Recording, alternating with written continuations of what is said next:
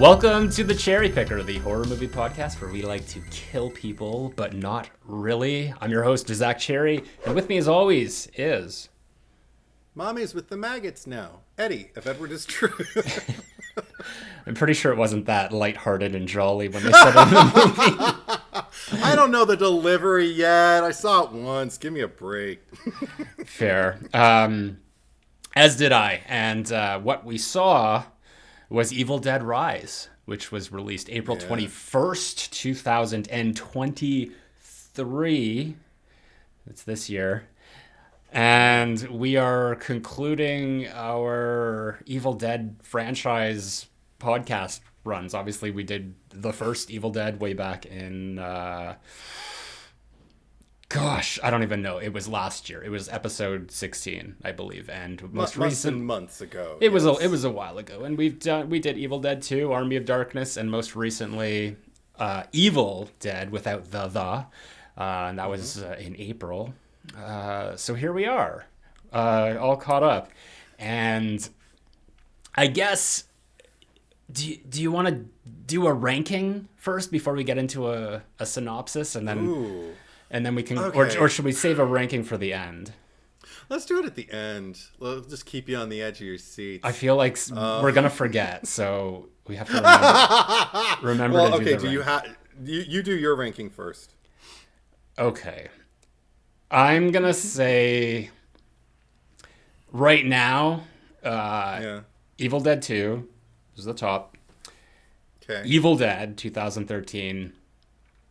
The Evil Dead, Evil Dead Rise, Army of Darkness. I think I agree with you. Okay. I thought it about 3/4 through this movie. I was like, well, I know it's below Evil Dead 2, and I know it's below the 2013 reboot, remake, what have you, requel, whatever you want to call it. And then with the original, I have, it's more like respecting what it represents and the story behind it. Right. And, what followed. Like, without that movie, we don't have everything else, including Ash versus Evil Dead. But which I still have not seen. I just want to put that out one there. of these days, maybe. Yeah, maybe we'll do that. It's on my shelf. It's like right behind me there. It should be watched. It's in the box set I have. Yeah, I will. I do want to. I do because what you told me last time is that it was more akin to Evil Dead 2. Just in terms of tone. I think it would definitely appeal to what draws you to the franchise that we've already established through all the other pods. Well, before we... But, yeah. That's your ranking then. So it's... I think 2, 4, 1, 5, 3, essentially. That's... If we're doing chronological, like the numerical value of each movie as it came out. The value. Order of the movies. Okay, yeah. Before we really get into opinion and all that, because you did the thing that you do, Eddie is Truth did the thing on Instagram where I don't even know why I bother anymore, to tell you the truth, because all I get is comments from people in my DMs just going like, "So you liked it?" Well, okay, just for context for people who don't know what the hell we're even talking about, is that Edward will do a thing like he'll go see a movie and then he'll post a story on Instagram, and it'll just be like the poster of the movie, and then he'll put a caption in there that just says "wow," and maybe like ... or exclamation or whatever. No, it's usually ellipses, wow, period, just flat. Wow. Just not giving anything away. And it could be wow, but it could also be wow. And I learned a long time ago to take that with a grain of salt. But I agree. Like, why you even still do it? Because it's like you're just teasing people. You just want to fuck with them a little bit, which I respect. But it's not work. It doesn't work anymore though, so I'll probably stop. I'll do something else. I'll find another thing. All right. But before we really get into, what we think about the movie, and, I want to talk about the franchise as a whole still with all 5 movies now. But do you have a premise that you want to grace us with? I don't, because it's a newer movie and I tend to not do that. But I'll just say... I'll just read the IMDb one if it's short enough. Yeah, but I won't do it in the voice or anything because we can't really put a trailer together unless I want to force Andre to string together clips from the trailers that were released. Yeah, because it's not on digital. We don't have we don't have video yet, so that's very that's very respectful of you. Yes. So I'll just read it like this: a twisted tale of 2 estranged sisters whose reunion is cut short by the rise of flesh-possessing demons, thrusting them into primal battle for survival as they face the most nightmarish version of family imaginable. Evil Dead Rise. Wow, your enthusiasm for this is so palpable. Well, I mean, I saw the movie once. I'm already starting to forget it, which it's not a knock on the movie. I just kind of need more time with it, I think. But, Well, okay, I'll give my initial thoughts. I'm not going to go into anything deep, and you can do the same thing. And then I want to talk about what is good with this movie, or at least what we liked, what I liked, because this is the first conversation we're having about it. I had no idea where you stood with this, as we do with most of the podcasts that we or movies that we cover. And then we can kind of go into more of our critical thinking, because I don't think that this is a bad movie. I don't think that there's any bad Evil Dead movies. I think that just in terms of quality, this is a franchise that is very serviceable. I think that's probably a good word to use for it. It's a serviceable franchise. I think that the people who really love Evil Dead, because there are people who have a cult devotion to it, love every single one of these movies. I think that in the time that we've covered them, I've kind of come to the realization that this is not my franchise. I love Evil Dead 2 so much. It's one of my, top 20 movies. I was going to say top 10, but that might be generous. But it's up there. But the rest of them, I mean, I could take them or leave them. And I think that this movie is fine, but it doesn't, I'm with you. I've only seen this once, and I feel like I do need to see it again, but I have no immediate desire to go back and watch it again. I feel like I've gotten everything I could out of it in the first viewing, and I mean, I'll probably buy it because I'm a completionist, and I would want to have the entire franchise, especially since I do have the series Ash vs. Evil Dead, but I was just kind of let down by this because I was expecting something a lot more grandeur, I suppose, based on the premise, or just what I was made to understand of just sort of it's Evil Dead. It's Deadites that are unleashed in an urban setting in a downtown. Was it Los Angeles? I can't remember. Yes. It was supposed to be. In a high-rise building in downtown Los Angeles. And I was getting kind of, from that synopsis, I was getting Demons 2 from the 80s, which... Deep cuts. Very, very campy, very fun movie. And I didn't get that here. I felt like it was so small scale.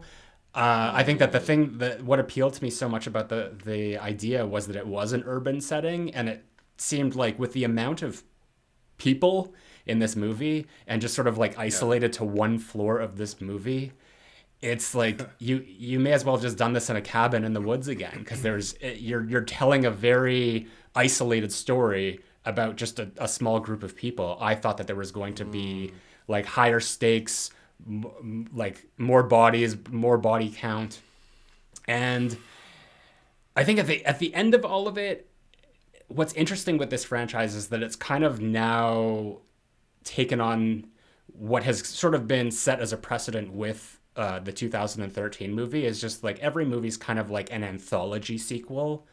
Not in the sense that it's like Halloween 3 Season of the Witch, where we're just doing different stories, but like it's all set in the same universe. Like everything is canon with like Ash and the Evil Dead and all that. Yeah. But it's just new people in different places. And I think that that's fine. Like I like the concept of that. I don't need to, stick with the same characters all the time. I mean, I prefer to do a Scream and have our Sydneys and our Gales come back and, continue their story. But it just seemed like with this, the fact that it was this new group of people and just sort of like focusing on them individually, my feeling coming out of it was just like, why was their story important here?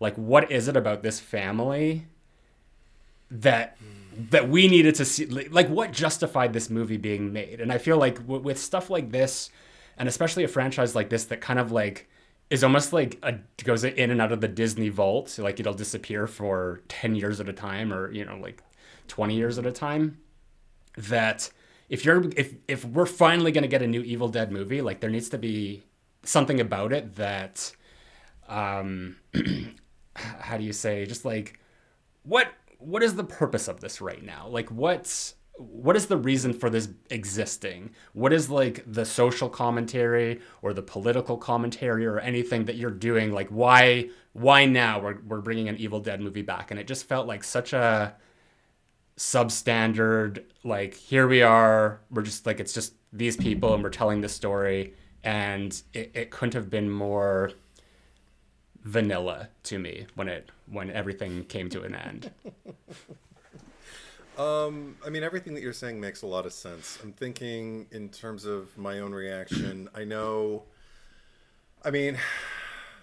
I can't even say I was excited to see it, but I don't get excited to see many things these days. So there's that. Yeah. I'm dead inside. I'm sorry. But, so I felt kind of, no, it's okay. But I mean, it's because I don't, and how can I put this? I feel like too many requels have come down the pike that are fine, or that have things about them that I like, but then have other things that I'm just kind of like, meh. And even if we've done pods about them, it's like, I watch them, I take notes or I don't, but I have the response that I have. We dish it out, and then after that, I don't really think about them a lot. It doesn't, whatever it is that kind of like allowed the initial run of movies, with other franchises, to kind of like find their way into my heart, and for me to continue returning to them and watching them again for whatever reason that might be. A lot of requels that come down the pike don't necessarily satisfy that for me. So it's not only, I do agree with you in terms of like, what else is this movie introducing? That question was there a little bit for me as well. I have more to speak to about that in a moment, but also just the things that I really, really do like about it. Like there were some things that they hit that I thought they did well, kind of like the Deadite's almost intuitive reaction to go for your emotional jugular, like, to throw pangs at your heart, to hurt your spirit, to try and weaken you. Like that's the thing about Deadites, is they're bullies, Mm-hmm. So like it's almost like, I always imagine they like take the memories of like the people they inhabit and use them, do what, as a being raised as Catholic, like what we were told the devil does, which is mix lies with the truth. So you kind of start finding a way to believe it because, well, that part's true and that part's true, so it all must be true. But so I mean, so that was one thing. But the thing that was kind of missing for me was the silliness. Like the original Deadites were silly, and there wasn't a real playful quality that wasn't also brutally what's the word I'm looking for,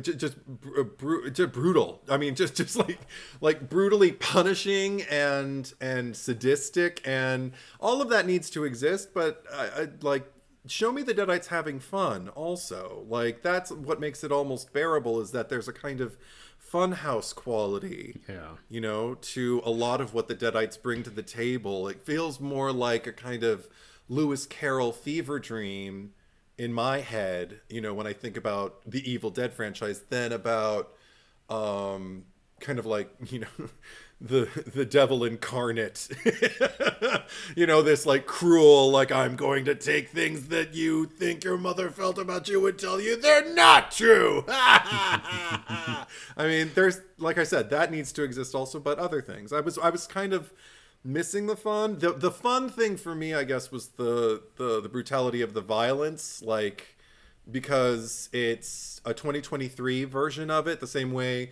in the 2013 movie that was very much a 2013 version of Evil Dead violence. Yeah.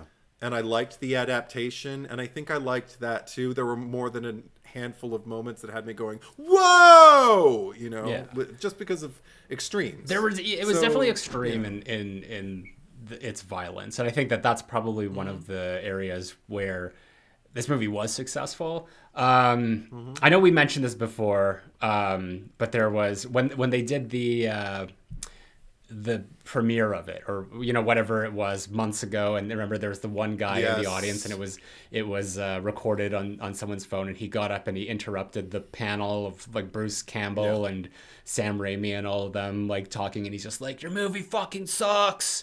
And the whole room stopped, and Bruce Campbell like spoke up, and he's just like, get the fuck out of here. What are you even doing here? Yeah. And I mean, I just want to say, like, that is an extreme reaction. Like, I don't think that this movie sucked at all. I think, like, and I have yet to hear any feedback from anyone who, said that this sucked. Like, the worst I've heard is basically what you and I are saying. I've seen, similar sentiments to that on Twitter or Instagram or Letterboxd.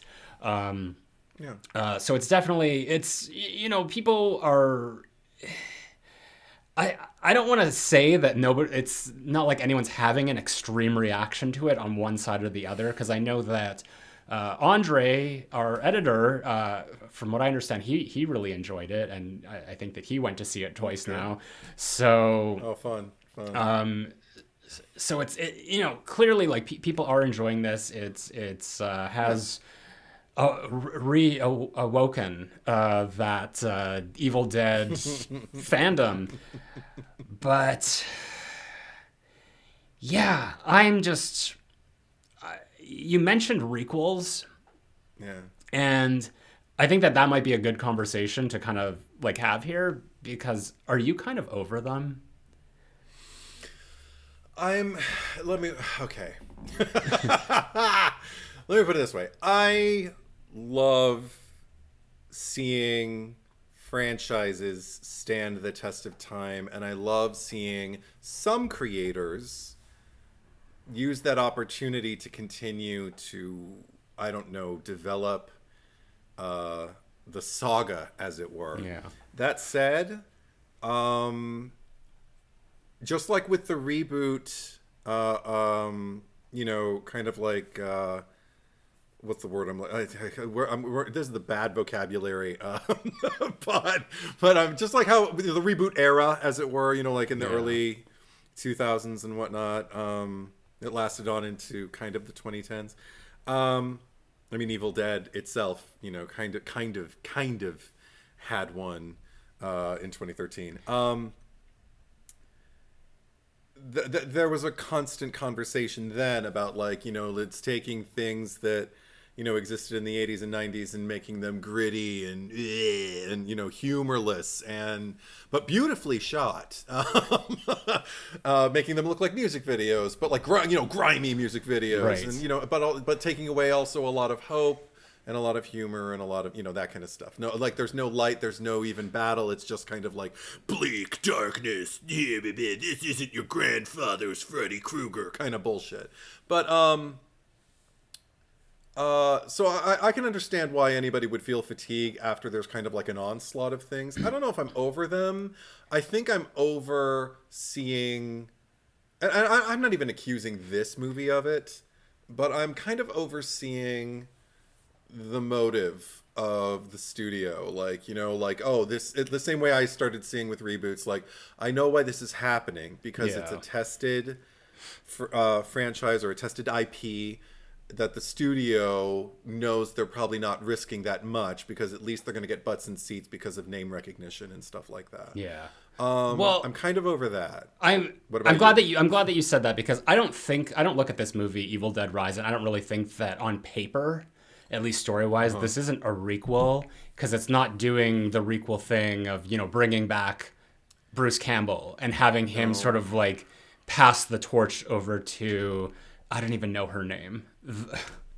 Is it like Aunt Beth, I want to say, or I think it's Beth. Okay. Yes, I'm looking at it right now. We'll talk more about her. I believe that's we'll talk more about her later, because they didn't do that with the remake. The interesting thing with the 2013, because that is the remake era, and I wouldn't even say that it is the remake era, because I'd say the remake era was more like 2006. Like that was probably like the deepest, like the most, like the lowest. We'll say that the genre regressed, and it's the years surrounding that, because I think Dawn of the Dead might have been like the first, or Texas Chainsaw in 2003. Right. So I think that actually I see Evil Dead 2013 as being more of like the Scream 4 era, whereas like that was kind of like almost like, because Scream is very meta, and that was almost like a commentary on the remakes. And I think that the fact that Evil Dead 2013 subverted the remake expectations, because we went into it, and kind of like The Thing was another one that did that, like the turned out to be the prequel, because everybody assumed that The Thing 2011 was the remake. So these are all within the same years, like 2011, 2013, that people would go to this, and that was kind of the new thing that they were doing. It was like it was a twist on the remake that we found out, like, oh, it's not actually a remake, because everything in the Evil Dead 2013 showed us that this is canon with the movies that came before. There's Ash's car. Here's Ash like making his post-credit button cameo there. Like it's not a remake. But it's a sequel and a remake sort of thing. And I think that I like the idea of those better, because it's fucking with you, but in like the best way possible. Whereas like the movies that were coming out in like the mid 2000s there were just straight up remakes. And what you described when you were talking about the grittiness, but like the glossiness too, and all that. And requels, because you said it really well when you just described that it wasn't necessarily that the story of Evil Dead Rise is a requel, but it's the studio mentality. Because I definitely feel that with this movie, where it's just like we're taking a nostalgic IP, and we're shooting it with adrenaline, and we're giving it to Gen Z, and we're gonna get new audiences, but we're also going to get the old audiences, because they're gonna want to see it too. So that is kind of the idea behind it, of just to kind of get, as many quadrants of people that are going to come see this movie as possible. And I think that that's my fatigue with the requel format, is that it's not really thinking about one specific demographic of just like, these are the people who've been with this, series forever. Same thing with Scream. Although I'm not here to bash the new Scream movies.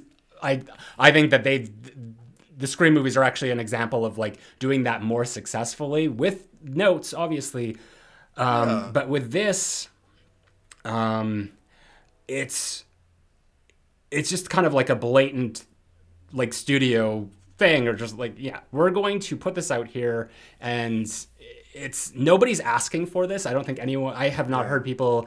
I know that people wanted a follow-up to Evil Dead 2013 after that came out, and it never happened. So like for this to be 10 years later, it seems like they kind of missed the mark on that here we are with a story that doesn't have anything to do with that movie. We didn't kind of like follow up the Mia storyline. We've got these new people. So it's just a case of like when the studio decides like, you know, we want to make these people happy and these people happy, and you end up like trying to make a lot of people happy, that you end up making, I don't want to say nobody happy because obviously Andre's happy, but not everybody happy. Yeah, we'll put it that way. So I think that and I understand why they do it, but I just like personally, I want an Evil Dead movie that is for me, somebody who's invested time. And this is I'm not a good representative of an Evil Dead fan. I know that because, you know, I've obviously on this podcast said that this is not my franchise, but I'm just saying, you know, for someone who is like a true blue Evil Dead fan from the beginning, like I would much prefer if the studios were putting them first and making the movies that spoke to them, and not doing requels, but just making sequels. And if you're doing something like Evil Dead Rise, where it's just sort of like an anthology sequel, you know, really just don't think of it like just making another Evil Dead movie, but think of it as making like the best Evil Dead movie possible. And I think that that's where this movie failed for me. And also, I feel like this movie. Here we're supposed to lead with the strengths, but I know, right? We never do. We never follow our blueprints. That's for okay, because you know it's a conversation. Yeah. No, because this is the thing. This is another thing that I noticed as it started.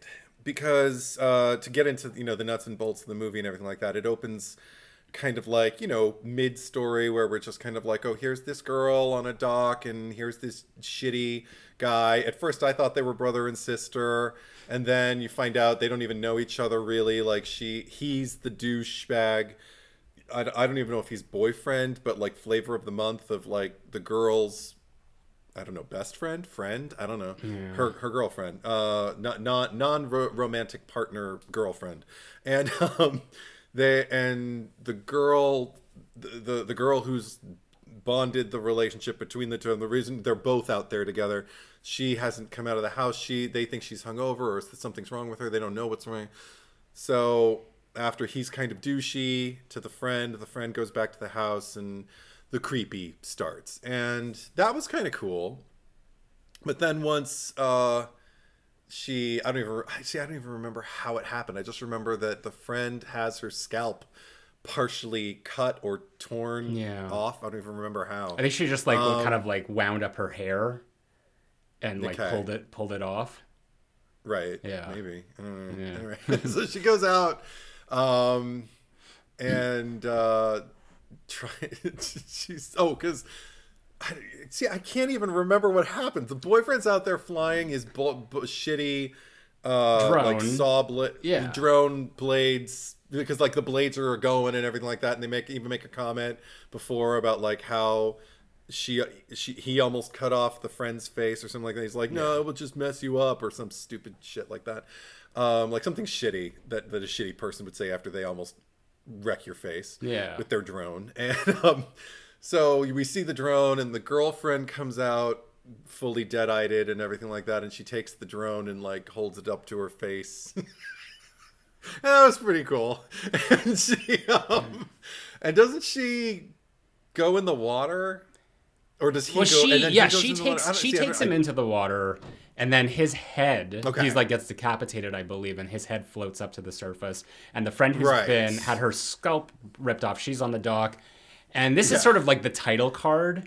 And I was just thinking about this whole sequence, because the whole movie, I was just like, how does this non sequitur, how is it gonna play into everything? Because like once we get into like the movie, it says 1 day earlier. So the whole movie, I'm just like, I know. Great. So it's like the movie's it's a prequel, and I knew I had a feeling none of it's going to matter, and lo and behold, but what I did like in that moment is like sort of like the title card reveal, because it was sort of like Evil Dead Rise as she's like floats up from out of the water, and the the title of the movie kind of comes up from behind the trees in the background.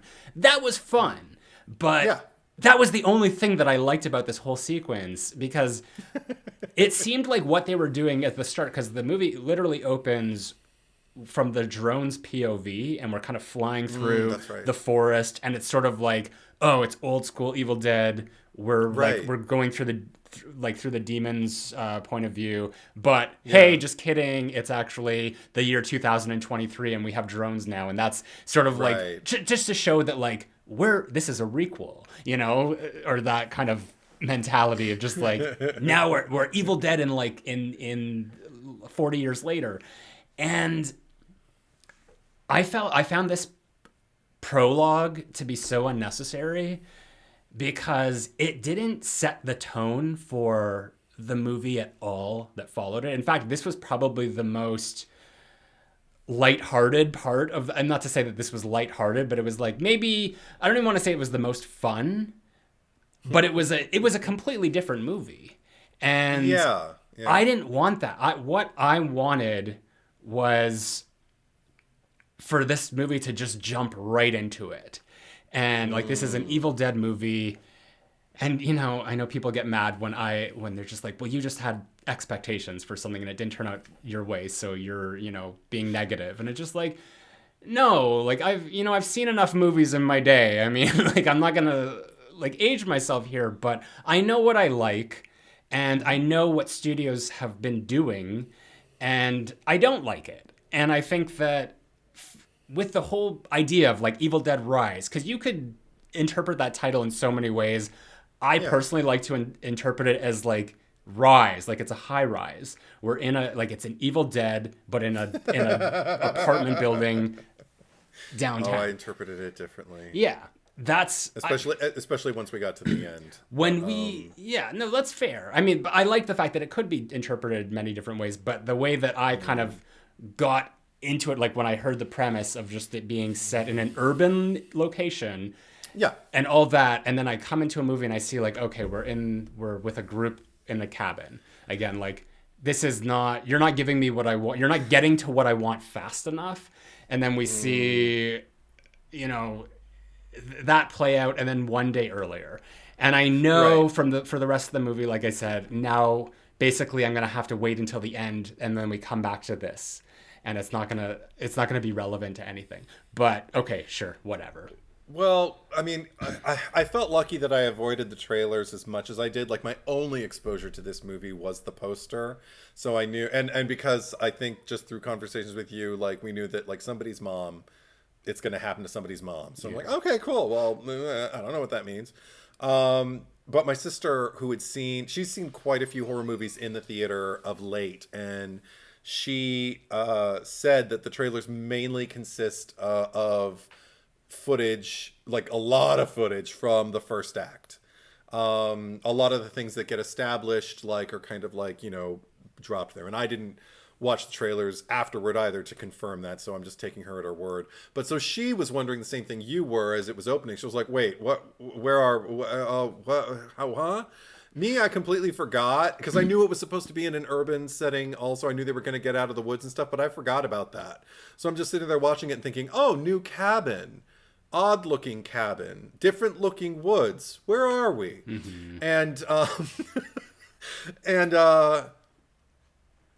I don't know. I guess it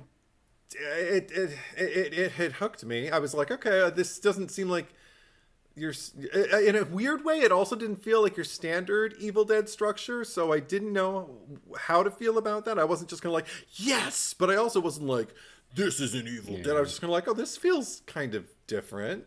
And then when the title card came up, I was just kind of like, okay. And then it went to that, like, you know, one day earlier, and I was like, oh no, I hate this shit, because nothing television has just run me ragged with that bullshit where you see the interesting thing happen and then they take you back, hours, days, weeks, months sometimes, and show you some shit and show you you're going to have to wait to figure out what all that shit means. And I'm like, oh God, please don't.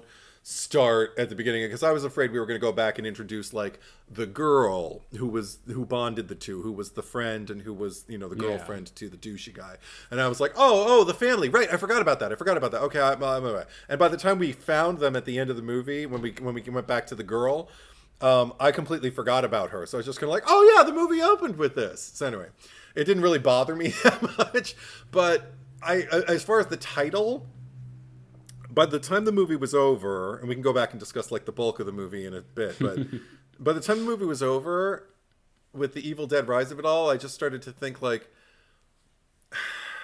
I thought this movie's doing kind of what a lot of movies I feel have been doing, where movies establish a universe and they kind of invite you in. And I want to try and articulate exactly what I mean in a way that hopefully everybody listening can understand. This felt to me, after it was over, kind of like its own little origin story for a greater Evil Dead universe. And like the Evil Dead Rise it was alluding to was that this is the beginning of what sets the Evil Dead free and allows it to be set free among this family, but then set free among that girl, among her friends, and it's going to find somebody else, and pretty soon there'll be like a Deadite world. So that's what I saw. So just as an example, kind of like a Jurassic World. Or a Rise of the Planet of the Apes. Or, yeah, like the Jurassic World, whatever the fuck the two other ones were called. I never even saw the third one. But, yeah. Dominion and Fallen Kingdom. Yeah. Like basically this is sort of like the Jurassic World to right. what's going to come next. The thing is, I feel Jurassic World kind of reintroduced its franchise much more effectively. Oh, absolutely. Than this one did. On the whole, I don't think it's a better movie, interestingly enough, because they're just too different. Like there's too many things. I don't personally consider Jurassic Park to be part of the horror genre. Like I feel it's horror adjacent. But I mean, just in terms of franchise. But yeah, just in terms of franchise. But yeah, I'd probably go back and watch like the Evil Dead movies before I watched anything Jurassic. But or I don't know. I don't want to actually commit to that. But But no, it just kind of felt like this was an unofficial kind of like possible door opener, but it almost felt like skittishly kind of opening the door, because it didn't really unleash anything on us, but it's just kind of like the door's open in case we want to make sequels about that. And if not, we can just act like, well, this was just an isolated event, as opposed to, you brought up Mia and her story. Jane Levy is, I find in the conversations I have with people about Evil Dead 2013, she is so beloved by the fandom. Yeah. And by the people who aren't even card-carrying Evil Dead franchise fans. But the fact that I was actually kind of hoping, I sat through the end credits with my sister, and we just kind of talked about the movie, waiting to see if there was going to be a button or a post credits sequence or something. I would have settled just for like what they did with Bruce Campbell at the end of Jane Levy's movie, if they would have just had her like kind of like in silhouette and just had her turn, and then the light kind of it like not ignites, but kind of like illuminates her face, and she just kind of gives you a smirk and goes, not groovy, but maybe just says fuck, or I don't know, says something. Feast on this. Feast on this, exactly. Something good. And just to know like, oh, they do have an eye toward the future, but it just kind of feels a little directionless and a little weak and a little I wish that I could have been as on board with particularly the survivor, our final girl, Beth, who it is Beth, as I was with Mia. With Mia, I knew by the end of that movie, or not even by the end of that movie, but by the time it's raining blood on her and she's pulling her own fucking arm off and shit, I am like, yes, girl!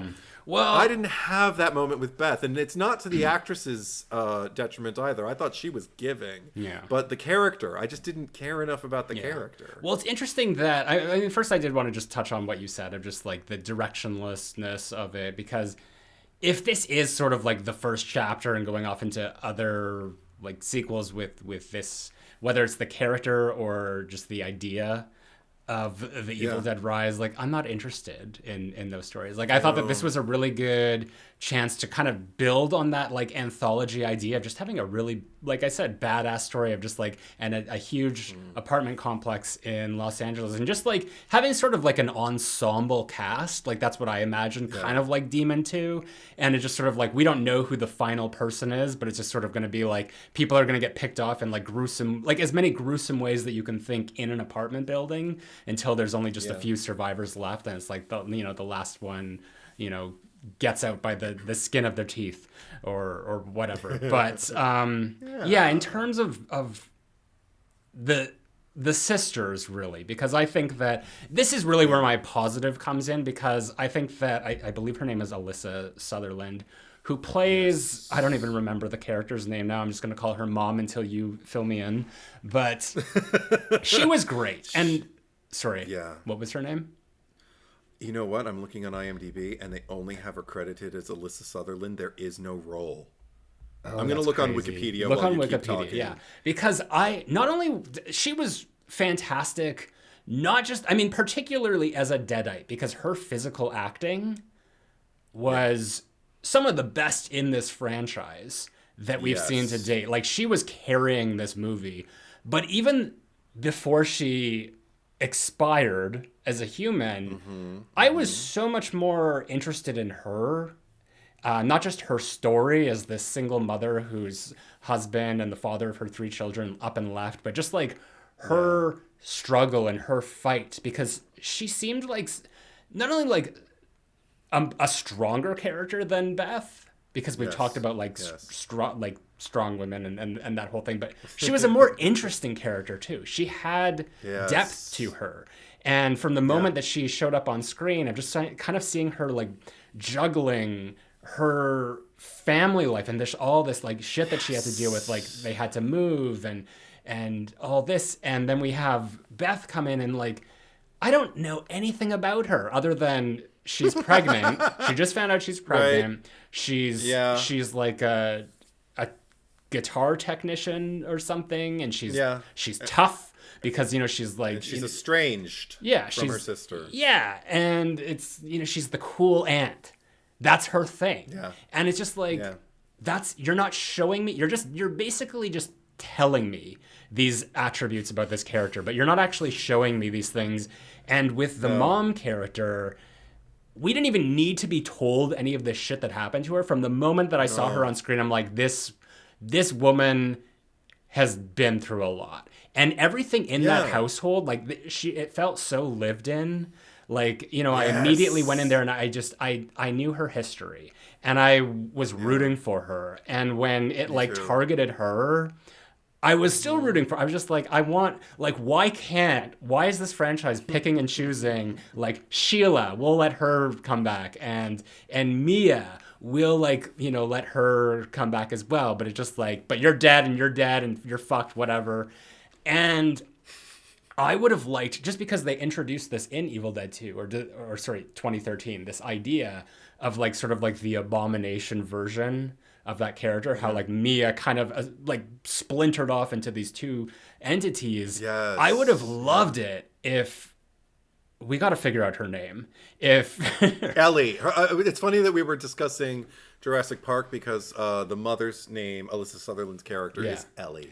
Because Ellie, like if they had done that, if we were kind of seeing her versus her like Deadite self or the abomination Ellie or whatever, like that would have been amazing, because there's like 2 great characters, almost like Lupita Nyong'o in Us. It's just like we've got Adelaide and we've got Red, just like seeing this kind of battle between doppelgangers in a way. Or even if they wanted to do her just kind of like drifting in and out of being possessed, because everything with Beth, it's just sort of like, oh, I guess I have to, like, it's a story that I'm not interested in, because it's like, here's a person who's she's never had any responsibilities in her life other than herself, and that's not a character I'm interested in. To see her thrust into a thing, it's just like, well, I just found out I'm pregnant and now I have to rescue my nieces and nephew. Like that to me is like that's a Kate Hudson movie. You know, it's a Kate Hudson comedy. Yeah.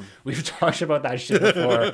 I'm not interested in seeing the horror movie version of that. I want to see this mother, you know, fight. Like I see her doing laundry. Like I'm already like bereft. The hair dye. Yes. The fact that she had like henna in her hair that was hadn't set yet, that she was going to go rinse out and everything, and she's just working on her shit. I don't even know what she was putting together. Some little like electrical or not mechanical trinket or something like that she was like assembling when we first meet her. Was it like a tattoo? Big glasses and like yeah, I think so, like, because it came back later, like the little gun thing, like going toward the kid's eye, one of the kid's eyes at some point when she was being attacked. Yeah, I remember that. Yeah. But I mean, I completely agree with you as far as everything. I thought the family, like the core family unit that was living there, the way they all were introduced in their element, it just felt like a real apartment, like a real home. The fact that they were all kind of doing their own thing and moving in and out of the rooms and observing each other. Like, oh my God, I just thought like this is, I'm totally on board for this. And I concur. I think that like, especially given the fact that like the one who was really doing the condemning between the two sisters was Ellie in Beth's direction. I feel like Ellie was much more kind of like, here's my judgment of you, and I'm going to walk away and close the door kind of thing. And Beth was more kind of like, you know, chasing after her, trying to like make amends or whatever. I feel like if that's the setup, the dynamic is going to be stronger if Beth, who we barely know, gets taken, because we already care about Ellie. And if Ellie, again, I say it all the time when I'm like, I care about it because that person cares. Ellie's our way in. So if she wants to save Beth, if she wants to help her, if she wants to also wants to protect her kids, I can get behind that. Like, it doesn't even take it. So much of the work is already done. And they had the stage set for it, for an ideal. I mean, the movie really could have progressed after all of that, just switching, you know, the dynamic around with the sisters. And I feel like that would have solved most of its problems for me. Yeah. Because at a certain point, even though, like I said, like high octane, you know, like set pieces with the attacks and everything like that. But there were, I even had little criticisms here and there. Actually, you know, okay, so I rescind. I retract my statement, because I'm already thinking about like, oh, because this is another thing. What I am learning about Beth in real time, I don't like. When Beth finally somehow got Ellie, you know, possessed Ellie, Deadite Ellie, out of the apartment, and the kids are in the apartment with her, and she shuts the door and leaves Ellie alone in the hallway with the other neighbors. I thought that was really fucked up, and it made me really not like Beth. I was like, so you have this sister who's unhinged, who you know has been attacking the children that you're most closely connected to, and you're just going to unleash her now and trap her in a hallway with these other innocent people who have even less insight as to what's going on than you do. I thought that made her kind of a shitty person. I mean, not even kind of. I thought she was a shitty person. I thought... Yeah. In a situation like that, the thing that's going to bond me with a character is going to be, it's not going to be the one who draws a line in the sand and goes, you're on my team and you're not, so you're expendable. It's going to be the one who understands that every living person who has not been infected with Deaditism is on my team. And the more alive people we have, for someone in this franchise to kind of even have the foresight for humanity to like know, like, the more alive people we have, the more outnumbered that Deadite thing is going to be, and the more minds we're going to have, the more hands we're going to have to attack it, you know, to strategize. And I didn't see that from her. I just saw this very us and them mentality, and it really made me feel animosity towards her. I mean, I agree with you just in terms of just like that was kind of like her mentality, but at the same time, like, this is a horror movie. People are in life or death stakes. Like, they're thinking about self-preservation.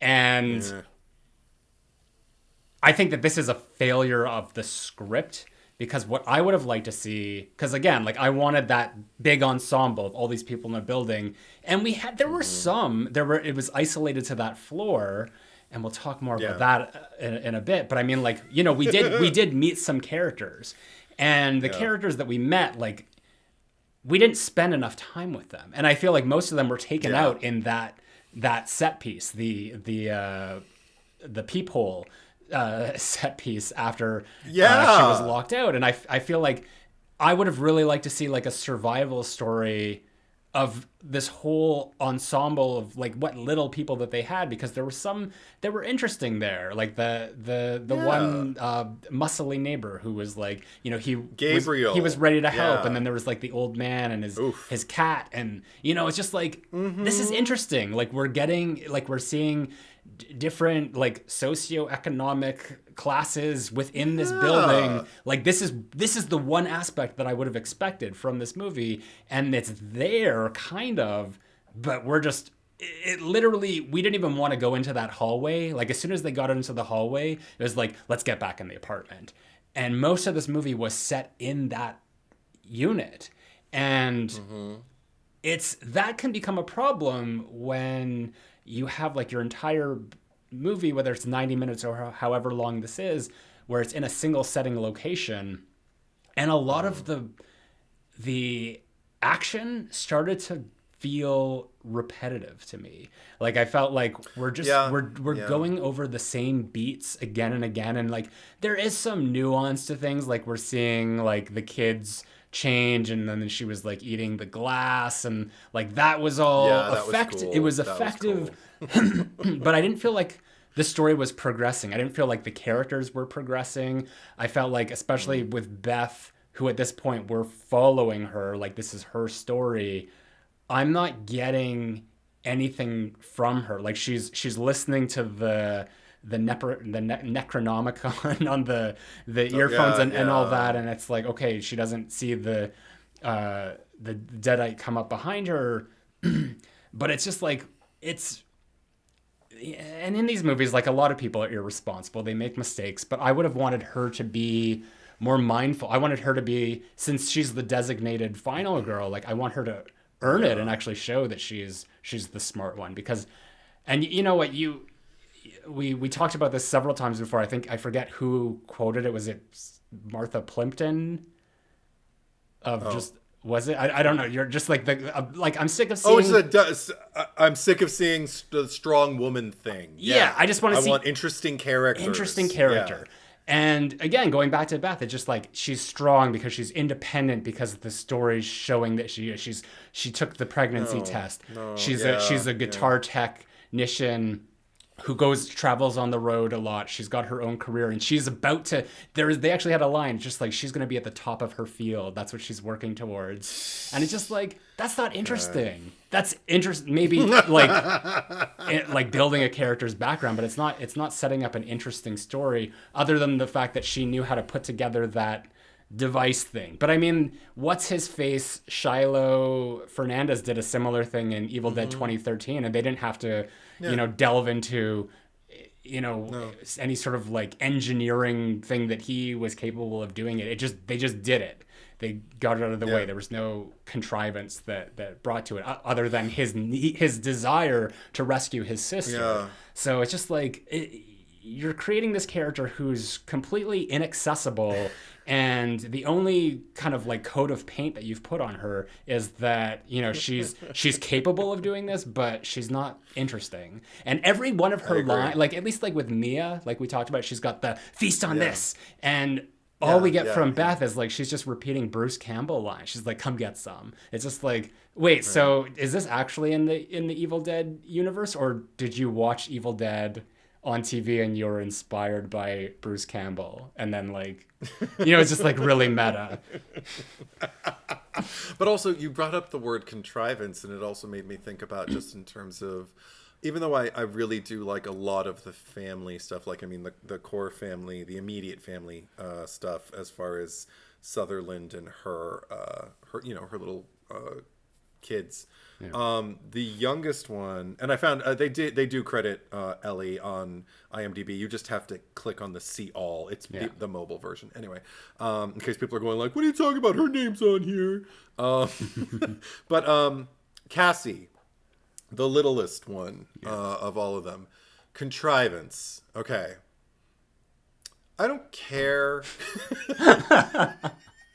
how good the Deadite is at singing the lullaby your mom sang to you or anything like that. I mean, I remember a bunch of people bitching when the theatrical versions of It came out, and kind of like, you know, when like Pennywise first meets Georgie in the first It movie and everything like that, and they're just like, okay, that clown is scary as fuck. There is no way that little boy would sit there and with that clown. And I'm just like, well, I don't know about no way, but it's like, if it were me, I would have been out of there. And I'm like, okay, cool, whatever. I think there's something to be said about being a child and being around an authority figure, and you know, some kids are probably going to be more trusting or more, you know, like, I don't know, but I'm not going to just run away because you're not really being mean. You know, like some kids just might not know. Yeah. That said, I watched this scene where little, I already forgot her name. Cassie, thank you.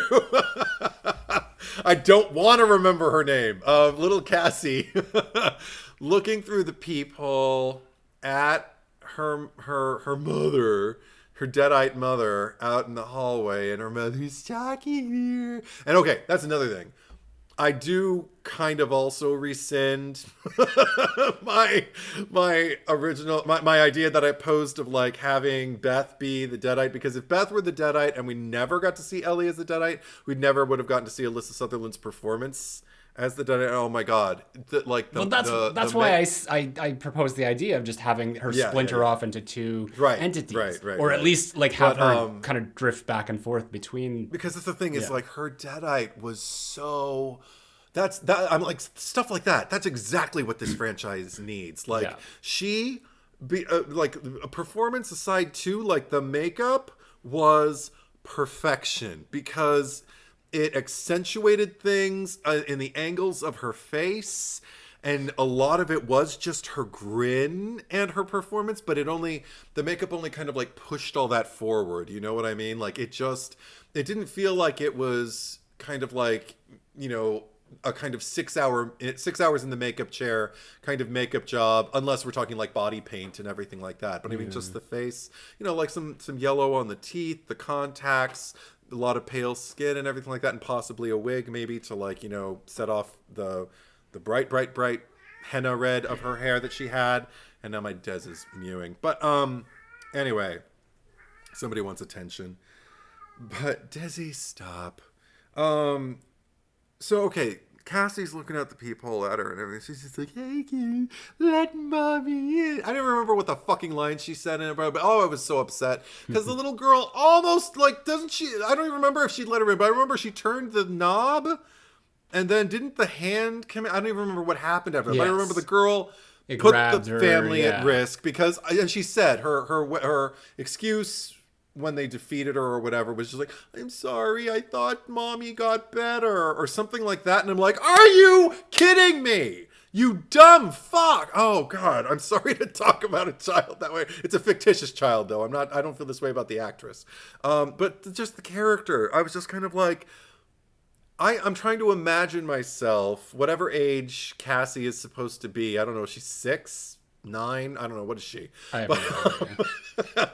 Grade school age. Yeah. Any time in grade school where I could have seen my own mother just ghoulishly grinning at me after attacking us multiple times prior to that, seeing her or hearing her like attack, you know, like the neighbors and putting it together, whatever I can together in my head, and then having her go, hey, your daddy's out here with me. We've made up. We want to be a family again. And no, there's no world where that's okay. I understand wishful thinking and all that, but they didn't set that up.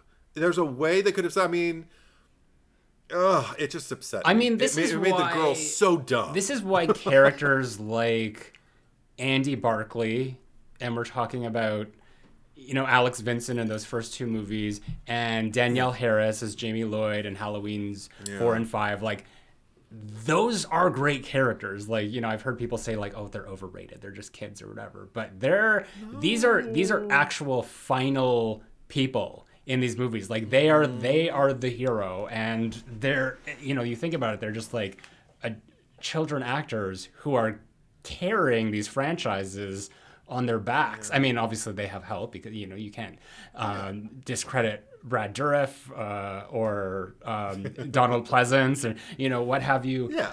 But and I'm not saying this to say that the girl did a bad performance or anything, but no.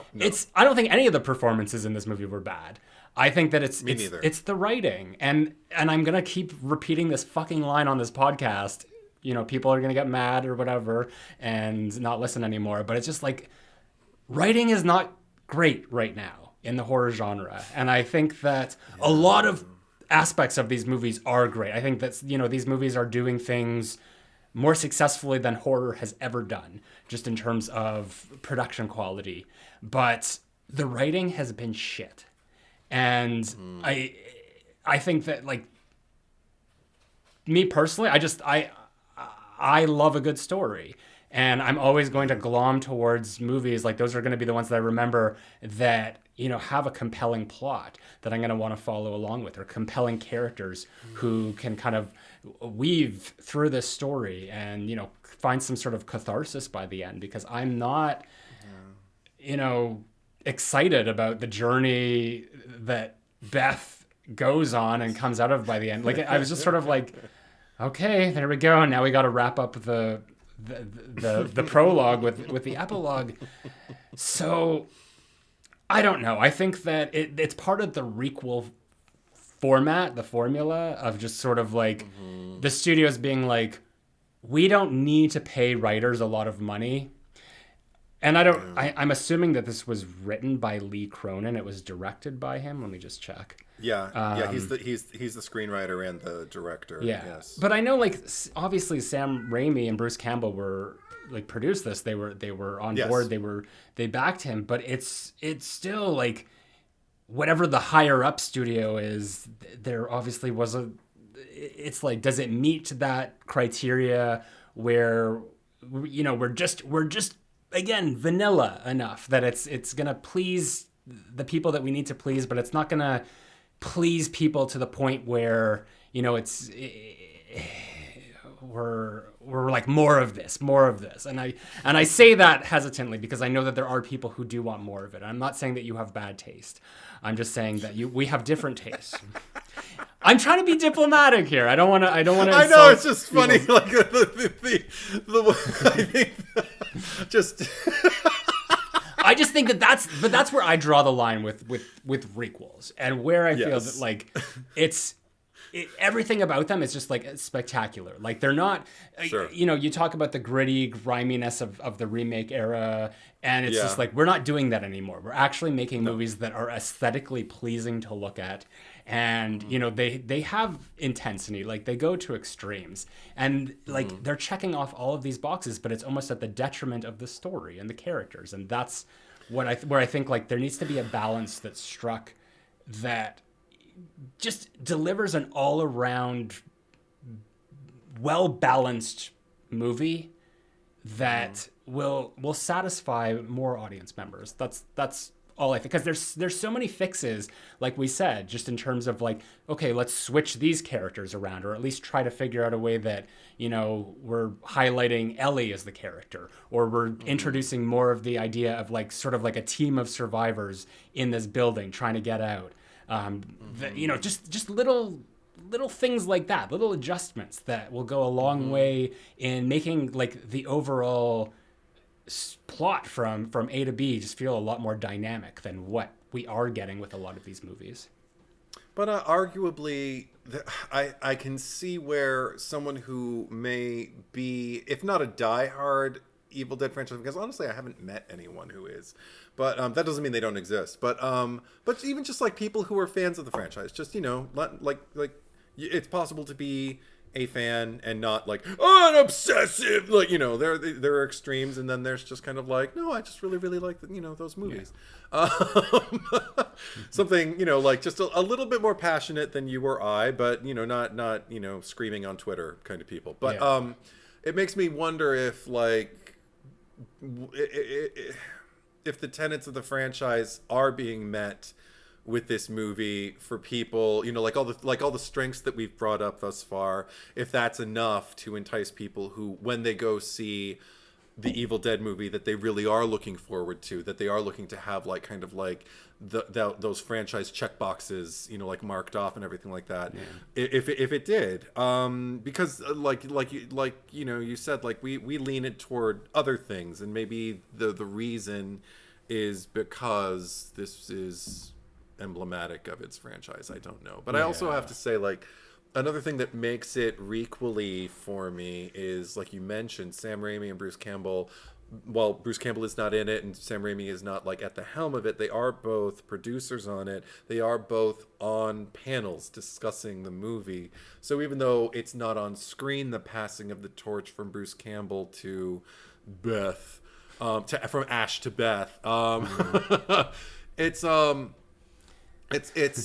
more like a symbolic, like behind the scenes kind of like. It's not even a passing from Ash to Beth. They're like, it's like Ash like grabbing the torch out of Mia's hands and just being like, "Here, Beth." That's very hyperbolic to say, but I don't know what happened. I'm sure there maybe there's a story behind that, and even just like with Fede Alvarez and why, you know, it never continued on with him.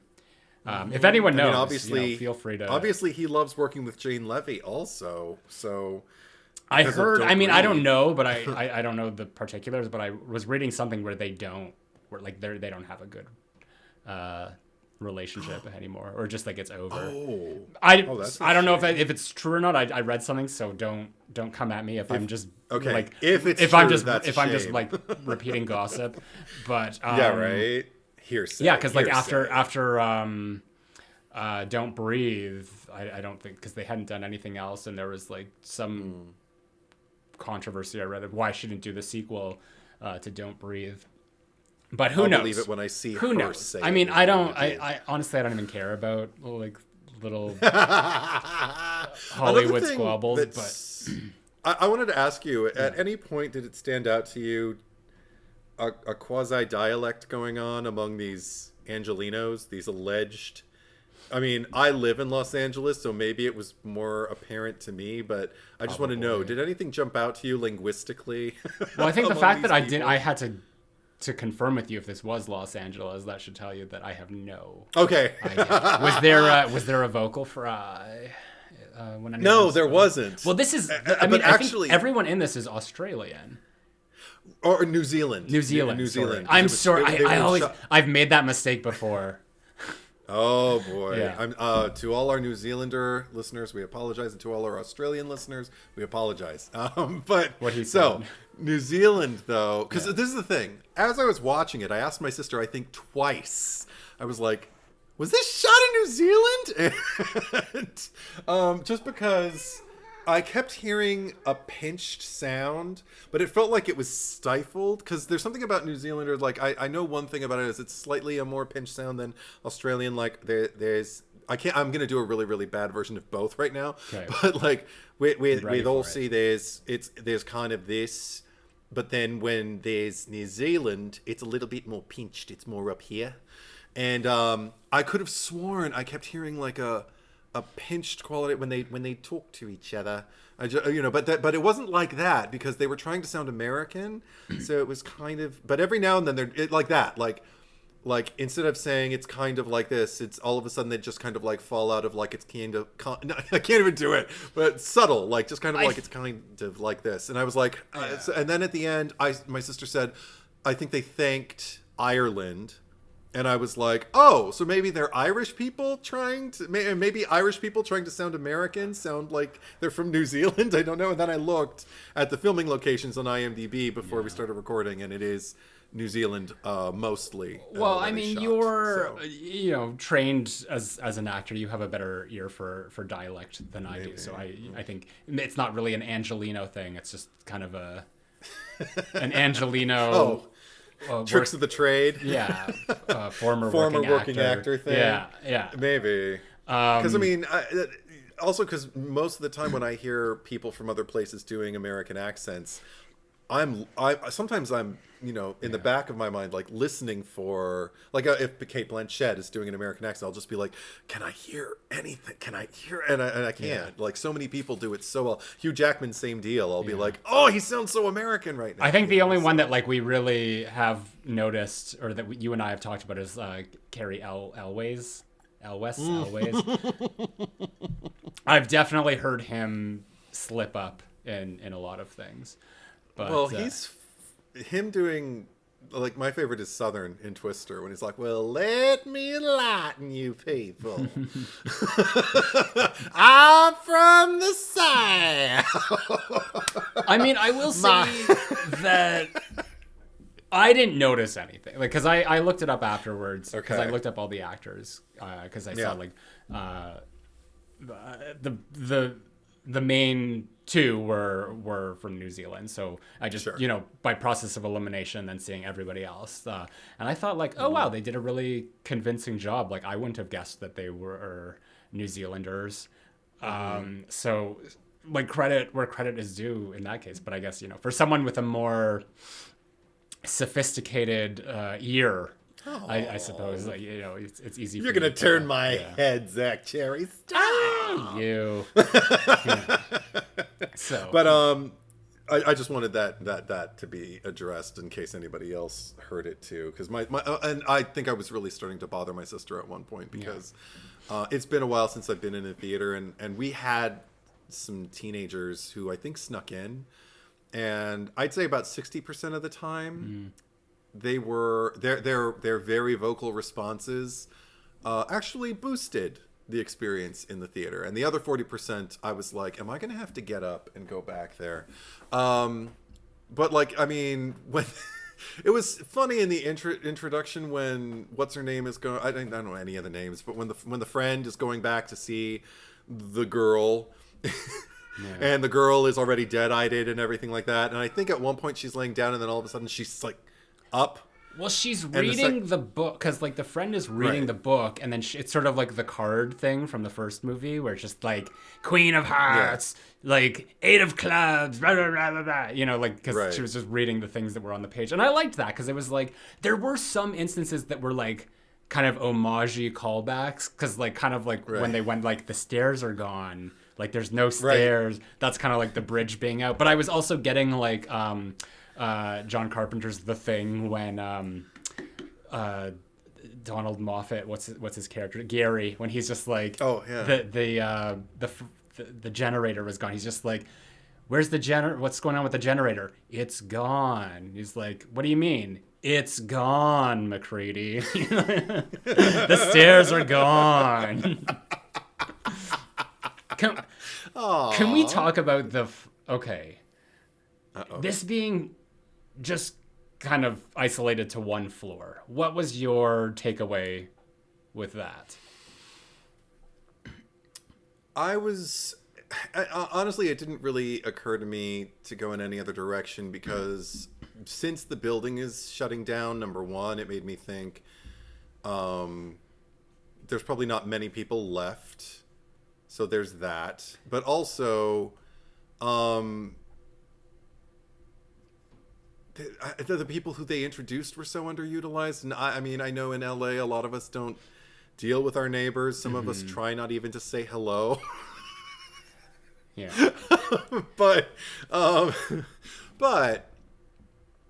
don't know. It didn't really occur to me. Why did it bother you? It did, especially if I was kind of wanting more of like this grander scale thing. It was almost like, because remember when we were talking about Scream 6 and how, I criticized how like the Gale segment of the movie, like of just like her chase scene, of just like, they could have done like, they're in a building, there could have like gone up some stairs or something. There could have been like the threat of, falling off of the side of the building. And I feel like the fact that this is just how I interpret the title as Evil Dead Rise is that we're in a building, that there's going to be more moving, like up and down floors. And I mean, there was like the elevator stuff and all that, but yeah, I felt kind of cheaped out of the fact that we were set in an apartment building here. And I know what you're talking about, the line where they say like the building is being demolished in a month. Most of the tenants are moved out. And I just felt like, well, that's an easy, convenient excuse to,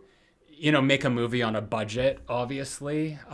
So that kind of pissed me off, that line, actually.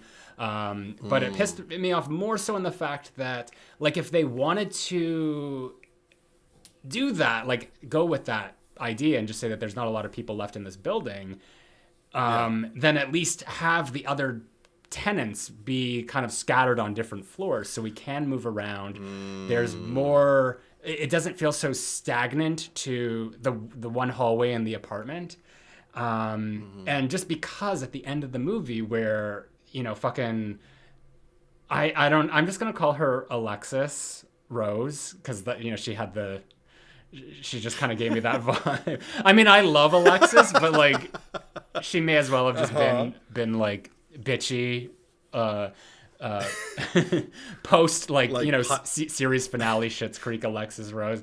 But she just comes down there just like, we're going, like, I'm dragging you to the cabin, blah, blah, blah. And then she's like, I slept all night. And it's just like, what?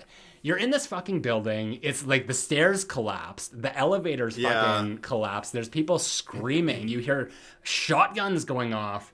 And this is why I hate the whole prologue epilogue thing, because it's like, none of this makes any sense. None of this is, that's true. It's illogical. And it also just pisses me off that now they're establishing that there were other people in the building. And that's true. I didn't think about that. Yeah. Cause it's just like, so I know that our main characters, they couldn't get a hold of the police or any sort of emergency services or any of that, but like, was it just isolated to the one floor because the book was read on that floor? So it just it bothered me, because it's, again, this whole idea that was presented of just like, we're doing Evil Dead, but we're doing it in an urban setting. Urban to me sounds populated. It sounds like there's higher stakes. There's more people involved. Sure. And it just, like, I didn't get that. They couldn't have gone about this in a more budgeted way. I mean, I get that, you know, there's probably a limited budget, but there could have been an write it differently. Yeah. Write it differently. Just set it somewhere else. And then, like, if this movie does successfully, like, if it is successful, then save your, like, the next movie for, like, the urban setting. So, right, and I think think Evil Dead Dawn.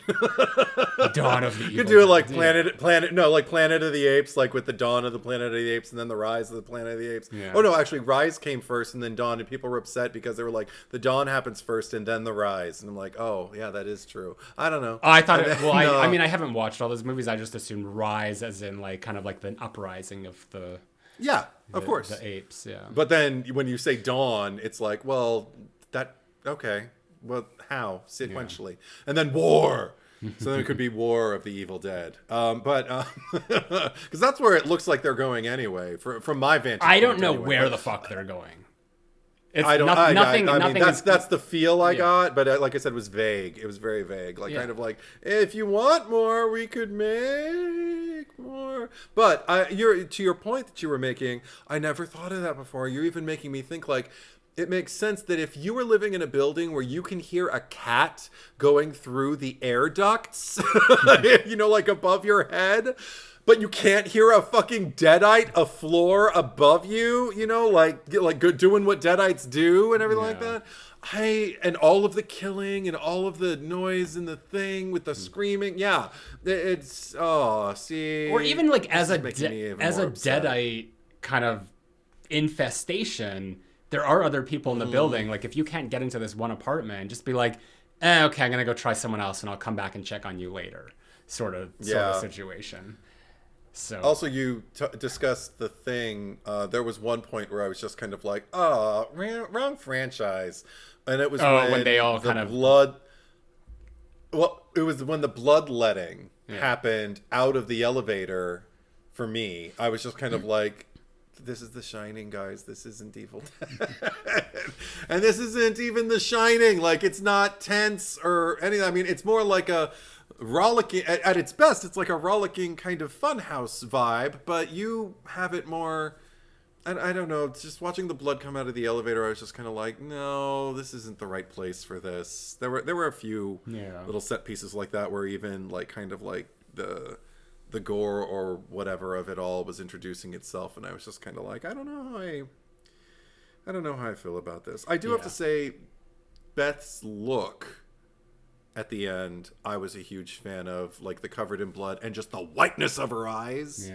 I just really, especially after the movie, I was thinking about it. I was like, she looked so great as like a, like a blood-soaked Ripley almost, but I couldn't, if only I could have gotten behind her the way I can get behind a Ripley, and see her blood. Because me, I love seeing like my blood-soaked heroines, there's some, it's, I've mentioned it on the pod before. There's something like intrinsically, I don't know what all, that it just feels kind of like right. It just kind of, I don't know, and especially more so women than men. When I just see women just like coated in blood and come through. Well, because something. I think there's some sort of representation of feminism and menstruation and just like the covered in blood sort of aspect. It goes back to Carrie, and just like the movie starts with her getting her first period in the shower, and it ends with her drenched in pig's blood and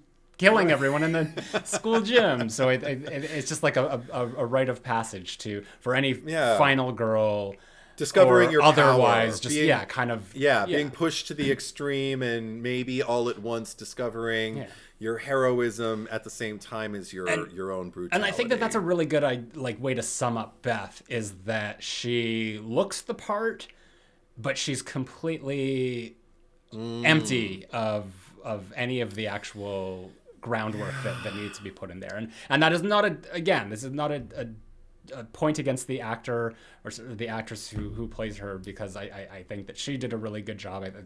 I think everyone in this movie that was present in this, showed up and did what the script had asked of them.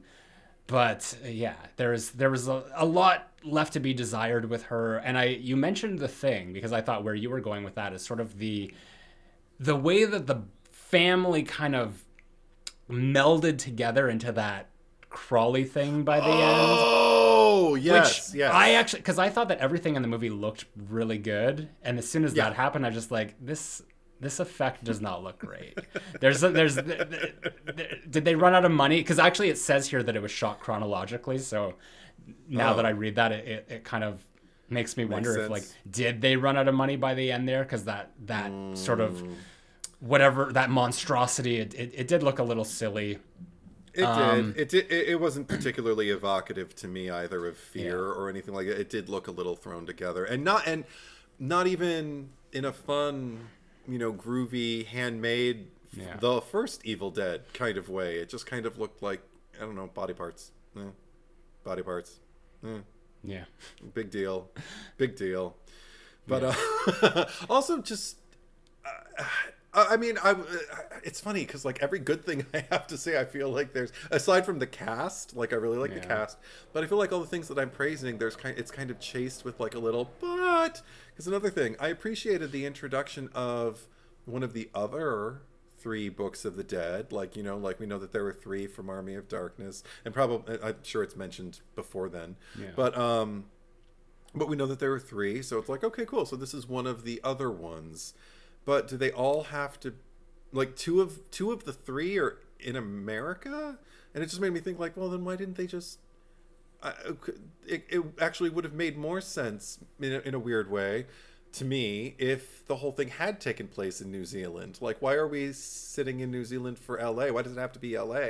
Why can't it be New Zealand? Interesting things happen in New Zealand all the time, I'm sure. I mean, maybe that's just because it's being marketed primarily for North America. I hate that. They want to, they want to kind of have something that's more appetizing for the locals. But they don't. But they don't want to do another draft of the script. Yeah. I don't know. Because the thing is, like, you're absolutely right. Every praise that I have with this movie is kind of chased with criticism. And I mean, if it has not been made clear, like, I don't think this is a bad movie. I said that at the start. I don't think that this is perfectly fine. I'm going to own this because I'm a completionist. Like, I even the Halloween franchise, I have Halloween Resurrection in that box set. I have it on 4K separately. I'm still going to buy all this shit even if I don't like it. And Evil Dead Rise is not, I mean, I have to watch this to more than once just to kind of get a feel for my ranking, because I'm still, Army of Darkness is really silly. I still enjoy it. But yeah, that's the thing, like, when it comes to criticism, like, it's okay to like something and criticize it. Because at the end of the day, I do like this. I did have a good enough time with it. I just didn't walk away with it feeling like bowled over, or just being like, oh my god, I need to go back and see that immediately again, or that changed my life or anything like that. I just felt like I have a lot of criticisms. I feel like it could have been done better, and I hope that, I mean, like, respectfully, that our listeners and our viewers understand that when we do get critical about movies, that we're not being negative. We're just sharing our opinion. And I know that, most people who do follow the cherry picker understand that. So I don't mean for that to sound condescending or anything, but I've just noticed, like, very recently with, like, a lot of my opinions, like with Scream 6, like, people get very upset and can easily fly off the handle and misinterpret criticism with negativity. And I think that that's, something that you need to differentiate, because anything other than praise is denigrating the thing that I care about. So watch your mouth, kind of. Yeah, that kind of mentality. Which gets us nowhere. Also, I mean, the another thing, I think we brought it up on the pod before. I can't remember what film we were discussing, but I feel like we've been here before with movies that we have, like it's fine kind of like, response to, but because of the format of the pod, because it's a discussion, it's a deconstruction, it's an examination, the things that are going to come up, if you weren't bowled over by it and you didn't absolutely love it, a lot of the things that you're going to bring up are probably going to be things that prevented you from being able to enthusiastically, endlessly praise this movie over and over and over again. It's going to be things like, overall, like, that's what I left with. It's just, it's fine. I think that's why it's so low in my ranking.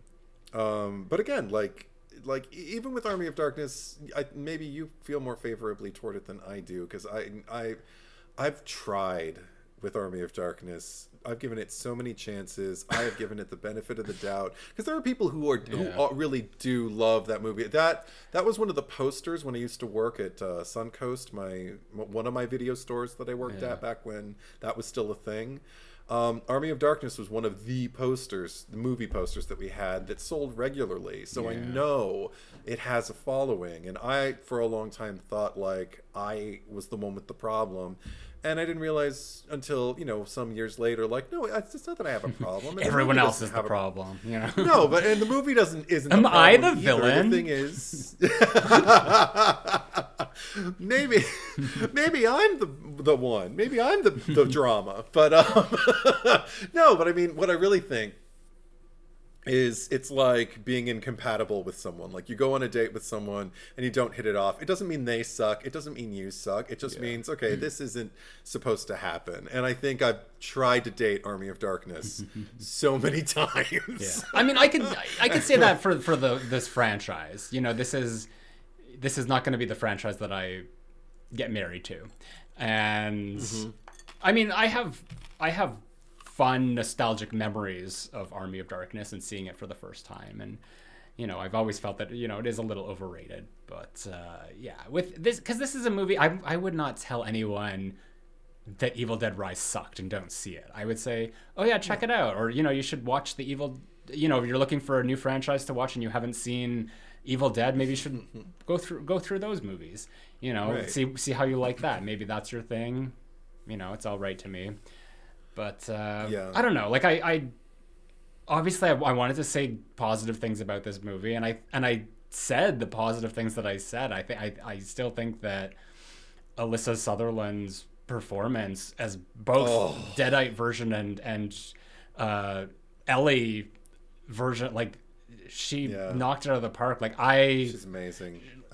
Was more like if we did a top 5 characters of Evil Dead franchise right now. I know that obviously Ash is going to be there, Mia is going to be there, and Ellie's going to be there. I don't know who the other 2 spots are going to, but those are that would be interesting. I'd say right now that's my top 3. I mean, can we include Deadite Henrietta as portrayed by absolutely by Ted Raimi?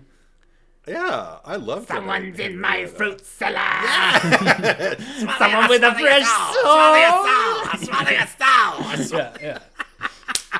And then live Henrietta, just because she looks so cute when she's in the trapdoor singing. I mean, that would have been it would have been fun to have stuff like that in this movie. I guess maybe like her singing was kind of like the homage. It was, back but it to, was so much creepier. Yeah. Like she didn't even try to look like Ellie, you know, like she didn't even change, you know, the guys. Yeah. And you know, and try to like kind of like smoke and mirrors. I really am. I'm Ellie.